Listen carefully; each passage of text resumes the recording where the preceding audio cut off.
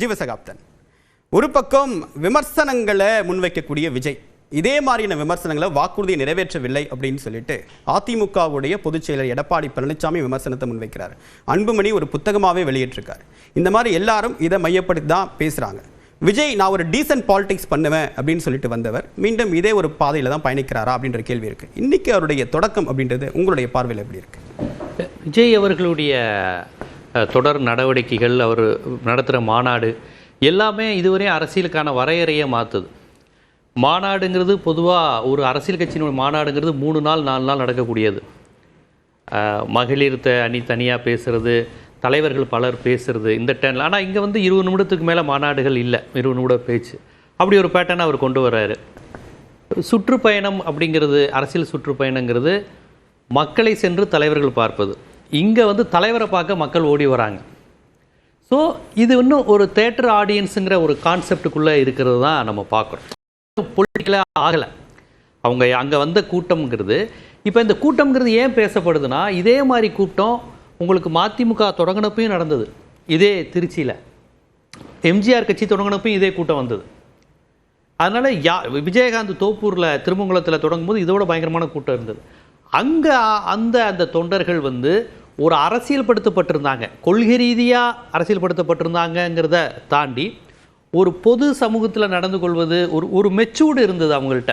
ஒரு பொதுவான ஒரு முதிர்ச்சியான தன்மை, ஒரு பொது வழியில் நடந்து கொள்வதுன்னு. அந்த கூட்டம் அரசியல் கூட்டமாக மட்டும் பார்க்கப்பட்டது. இது பொது சமூகத்துக்கு கொஞ்சம் அச்சுறுத்தலாக இருக்குது. ஏன்னா எப்போ சின்ன பசங்க இருக்காங்கப்பா பார்த்து போன்னு சொல்லக்கூடிய அந்த மைண்ட் செட் இருக்குது. அங்கே லாரி வந்துடும், போயிடாத, மரத்தில் ஏறி, இந்த மாதிரியான கான்செப்டுங்கிறது எந்த அரசியல் கட்சிக்கு வந்தது கிடையாது. நல்லா கவனித்து பாருங்கள். கூட்டம் இதே மாதிரி கூட்டம்லாம் நிறையா வந்திருக்கு. அவர் தராசாம் சார் கூட சொன்னார் பாருங்கள். ஏன்னா அவர் அந்த பாமகவினுடைய தமிழர் வாழ்வுரை மாநாட்டெலாம் கலந்துக்கிட்டாங்க. அந்த கூட்டத்தில் விடுதலை சிறுத்தைகளுடைய தலைவர் பாமக நடத்துகிறாங்க. அன்றைய பேராசிரியர் சுபவீர பாண்டியன், இன்னும் பல நடிகர் சிவாஜி கணேசன்லாம் கலந்துக்கிட்டாங்க. அப்போ எவ்வளோ பெரிய க்ரௌடு வந்திருக்கும் பாருங்கள். மதுரையில் நடிகர் சங்க நடிகர்களாக, எனக்கு சின்ன பிள்ளைகள் 95 96 நம்ம சின்ன பிள்ளையில் ரஜினி, கமல், கார்த்திக், பிரபுவெல்லாம் அங்கே கூட்டம் தமுக மைதானத்தில் ஒரு கூட்டம் வந்துச்சு. முழுக்க சினிமா நடிகர்களுக்கு கூட்டம் அது. அப்போ கூட இந்த அளவுக்கு யாரும் அச்சுறுத்தப்பட்டதில்லை. இத்தனைக்கும் மதுரையில் சினிமா ரொம்ப ஒரு மோகமான பகுதி அது. ஆனால் விஜயோட இந்த இதுக்கு அவங்க பதறுவதற்கு காரணம், ஒரு ஜென்சி கெட்ஸ் மனநிலையில் இருக்கிறாங்க. ஒரு பொலிட்டிசைஸோ ஒரு சீரியஸ்னஸோ கிடையாது. நான் விஜயை பார்க்கணுங்கிற மைண்ட் செட்டில் வர்றதுனால தான் அரசு பயப்படுது, காவல்துறை பயப்படுது, பொதுவான மக்கள் பயப்படுறாங்க, ஊடகங்கள் பதறாங்க. இன்றைக்கி பிரபலமான ஒரு இங்கிலீஷ் மீடியானுடைய கேமராமேன், ஊடகங்கள் இருக்க எல்லாருக்கும் அவரை நம்ம தெரியும். அந்த கேமராமேன் மயங்கி விழுந்திருக்கிறார். தண்ணின்னு கேட்குறாரு. தண்ணி கிடைக்கல. 1/2 மணி நேரம் கழிச்சு கிடைச்சோன்னா ரசிகர்களுக்கு கேட்குறாங்க, சார் எங்களுக்கும் தண்ணி தாங்க சார். ஸோ இந்த மாதிரியான கான்செப்ட் இருக்குல்ல, எல்லா கட்சி மாநாடுகளும் இந்த மாதிரி சின்ன பிரச்சனைகள் வரும். ஆனால் இங்கே ஏன் பெரிதாக்கப்படுதுன்னா, அந்த கூட்டத்தை பார்த்து மற்றவங்க பயப்படுறாங்க, பத்திரிகையாளர்கள் எல்லாமே. வேறு ஒன்றும் இல்லை சார். இன்றைக்கி மைக் பிடிச்சி அவர் விஜய் பேசுகிறார். மைக்கு பேசுகிறது கேட்கலன்னு சொல்கிறாங்க. நமக்குமே கேட்கல. நம்ம எல்லாருக்குமே என்ன பேசுகிறாருங்கிறது கவனிக்கப்போ எதுவுமே கேட்கல. முன்னாடி உள்ளவங்களுக்கு மட்டும் தான் கேட்குது. தலைவர்கள் அடிப்பில் என்ன பண்ணுவாங்க, நான் பேசுகிறதே மக்களுக்காண்டி தான், மக்களுக்கு கேட்கலன்னு நிப்பாட்டிடுவாங்க. மைக்கை சரி செய்து விட்டு தான் பேசுவாங்க. இது மாதிரி எம்ஜிஆர் பண்ணதில், கலைஞர், வைகோ, தராசாம் சொல்கிற இந்த மாதிரி மைக் பிரச்சனைலாம் எவ்வளவோ வந்திருக்குன்னு. அப்போ ஒரு மைக்கு பேசிக்கிட்டு இருக்கும்போது ஃப்ளோ கட் ஆகுது. அவருக்கு இதை நிறுத்தினா ஃப்ளோ கட் ஆயிரும். மைக்கு பேசிக்கிட்டு இருக்கோம், மைக்கு மக்கள்கிட்ட கேட்கலன்னா யாராக இருந்தாலும் நிப்பாட்டிடுவாங்க. எவ்வளோ பெரிய தலைவராக இருந்தாலும் வர்றதே தான் கருத்தை மக்கள்கிட்ட சொல்லலாம். அப்போ ஒரு கருத்து, அரசியல் உணர்வு எதுவுமே அவருக்கும் இல்லை, கேட்குறவங்களுக்கும் இல்லை. அவங்களும் பார்க்குற மைண்ட் செட்டில் தான் இருக்கிறாங்க. என்ன கருத்து, அவர் பேசுனதில் என்ன அரசியல் இருக்குது, மாநில சுயாட்சியா, ஒன்றிய எதிர்ப்பா, திமுக எதிர்ப்பா, அது எதுவுமே அவங்களுக்கு தேவையில்லை. ஸோ இவரும் நிப்பாட்ட மாட்டேங்கிறாரு பாருங்க. சார் இங்கே நான் பேசிக்கிட்டு இருக்கேன், மைக்கு நின்றுச்சுன்னு பிசிஆர் உங்கள்கிட்ட சொன்னால் ஜீவா கேட்கலன்னு நீங்கள் சொல்லுவீங்க. நீங்கள் கேட்கலன்னு சொன்னதுக்கப்புறம் நான் பாட்டு பேசிக்கிட்டு இருந்தால் என்ன அர்த்தம்? அங்கே அவர் நிப்பாட்டலை. ஏன்னா அவர் பேச வந்த பாயிண்ட் ஃப்ளோ அதை சொல்லிட்டு போயிடணும். புரியுதுங்களா? விஜயகாந்த் இப்படி கிடையாது, சரத்குமார் இப்படி கிடையாது, நான் நடிகர்களாக சொல்கிறேன். நான் கமலஹாசன் அப்படி கிடையாது, ரஜினிகாந்த் அப்படி கிடையாது. தான் பேசுகிறது மக்களுக்கு போய் சேரணும்னு பேசுகிறவங்க. இவங்க நான் பேசிட்டு நான் போய் சேரணுங்கிறதுக்காண்டி இவர் பேசுகிறாரு. ஸோ அதனால தான் மற்ற கட்சிகளை விட இதை இன்னொன்று அரசியல் படுத்தப்படலை அப்படிங்கிற ஒரு விமர்சனம் இங்கே தொடர்ச்சியாக வருது. புரியுதுங்களா? ஏன் பயப்படுறாங்க? மற்றவங்களும் எங்களுக்கு தரமாட்டேங்கிறாங்க அனுமதி, மற்றவங்களுக்கு தர்றாங்கன்னா மற்றவங்க இப்படி இல்லை சார், அது மேலே ஏறாத இது மேலே ஏறாதுன்னு சொல்ற மாதிரி ஒரு மதிமுகவோ பாமகவோ விடுதலை சிறுத்தைகளோ கம்யூனிஸ்ட் கட்சிகளோ கிடையாதுல்ல. அவங்க பேசுற கருத்துக்கள் வந்து அதிகார வர்க்கத்தை அச்சுறுத்தும், எதிர்க்கட்சியை பயமுறுத்தும். இல்ல எல்லா கட்சிகளிலும் மாநாடு நடக்கும்போது இல்ல ஒரு பொதுக்கூட்டம் நடக்கும்போது ஒரு சின்ன சின்ன ஒரு சில சேர் உடையிறது, அந்த மாதிரி ஈவெண்ட் ஒரு மாதிரி ஆர்கனைஸா நடந்தாலும் அதுக்கு பிறகு ஏற்படக்கூடிய சேதாரம் தவிர்க்கவே முடியாது. ஆனா இது ஏன் மேக்னிஃபை பண்ணி ரொம்ப பெருசுபடுத்தி பேசுறோம்? இல்ல பெரிதுபடுத்தல. இப்ப நீங்க நல்லா கவனிச்சு பாத்தீங்கன்னா, இவர் பக்கம் இவருக்கு அடுத்த கட்ட நிர்வாகி, மாவட்ட செயலாளர், ஒன்றிய செயலாளர், பொறுப்பாளர்கள்னு யார் இருக்கா? இதில் யாருக்காவது மீடியா பீப்புளுக்காவது விஜய் கட்சி பக்கத்தில் நிற்கிறவர் இந்த மாவட்டத்தை சேர்ந்தவர், இவர் மன்னச்சநல்லூர் பொறுப்பாளர், இவர் வந்து பேராவூரணி பொறுப்பாளர்னு சொல்லக்கூடிய நிலையில இருக்கிறாங்க. நல்லா பாடி கட் மைக்கேல் மதன காமராஜன்ல வருவார்ல பீம்பாய் அந்த மாதிரி ஒரு 4 பேர் நிற்கிறாங்க.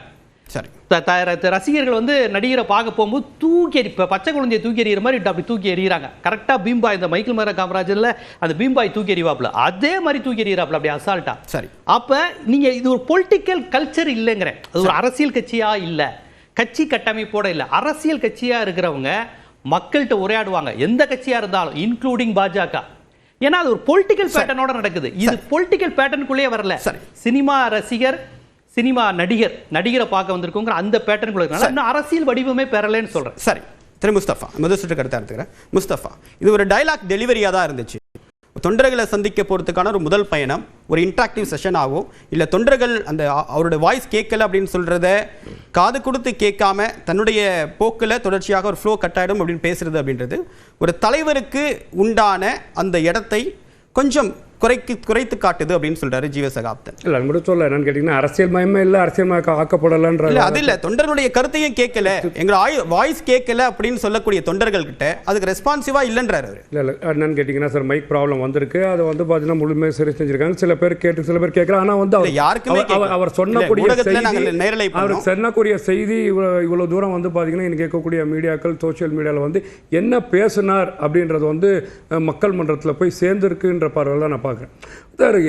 ஓரெண்டு பார்ட்டியை வச்சு நீங்கள் சேரை உடைச்சிட்டாங்க, அது இது ஒன்றுமே இல்லைன்னு சொன்னால் 28 கண்டிஷன் போட வேண்டிய அவசியம் இல்லை சார். ஏன்னா எல்லாரும் இந்த நாட்டில் வந்து அரசியல் பிரச்சாரம் பண்ணிட்டு தான் இருக்கிறாங்க. இல்லை சார், பிரைம் மினிஸ்டர் வரார் அப்படின்னா அவருக்குமே சில கட்டுப்பாடுகள் இருக்கு. அது இந்த அரசு போடுறது 18 நிமிஷம் பேச இந்த அரசு போடுறது பிரவுன் கலர் பேண்ட் போடணுவாங்களா? இல்ல இல்ல இல்ல, இந்த அரசு போடுறது சொல்லுவாங்களா? இந்த அரசு போடுறது தலை வெளியில காட்டக்கூடாது, உங்களுடைய எஸ்பிஜியே போட்டுருவாங்க, கையை வெளியில காட்டக்கூடாது, பாதுகாப்பு இல்ல நான் சொல்ற கண்டிஷன் நேரத்துல சொல்லுவாங்க, சில கட்டுப்பாடுகள் விதிக்கப்படும். சரி, தலை வெளியில காட்டக்கூடாதுன்னு சொல்லுவாங்கல்ல, கையில வெளியில காட்டக்கூடாது, நீங்க வந்து மூஞ்ச காட்டக்கூடாது, இதெல்லாம் சொல்லுவாங்கல்ல சார்.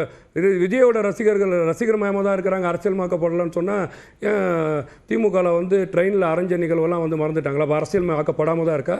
இப்போ நம்ம திமுக கூட்டத்தில் போலீஸின் மீது பாலியல் தீண்டல் நடந்தது அரசியல்மாக்கப்படாமல் தான் இருந்துச்சா? பிரியாணி கடை அடித்து நொறுக்குனாங்களே, மரியாதை மறுநாள் போய் மன்னிப்பு கேட்டார்களே, SSRR பிரியாணி எங்கள் அண்ணன், அது அரசியல்மயமாக்கப்பட்டு தான் பண்ணாங்களா? பியூட்டி பார்லர் அல்ல உள்ளே பூந்து உடச்சி நாசமானாங்களே, அரசியல்மாக்கப்படாமல் தான் பண்ணாங்களா? அப்போ இதனால் வந்து இன்னும் அரசியல்மயமாக்கப்படல திமுகன்னு சொல்ல முடியுமா சார்? இன்றைக்கி வந்து பார்த்தீங்கன்னா தமிழக வெற்றி கழகம் வெளியில் வரலன்னு சொல்லி இன்றைக்கி வெளியில் வந்து போன 2 நாள் முன்னாடி இருக்கும் சனிக்கிழமை மட்டும் தான் பிரச்சாரம்னு பேசிட்டு இருந்தாங்க.